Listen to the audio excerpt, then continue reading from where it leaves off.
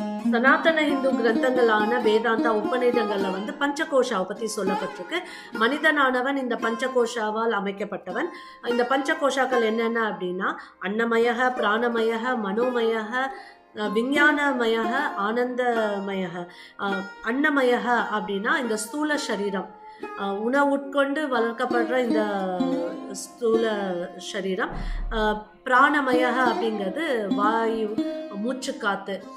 மனோமயக அப்படிங்கிறது புத்தி, மைண்டு.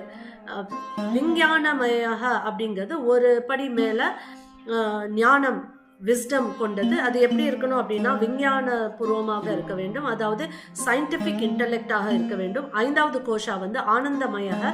இது வந்து எப்படின்னா அந்த ஆத்ம ஆனந்தம் அப்படின்னு சொல்றோம்ல, அது எப்போ ஒரு மனிதனுக்கு வரும்? ஒன்று ஆழ்ந்த நித்ரையில வரும், இல்லாட்டி ஆழ்ந்த பக்தி எப்போ வரும்.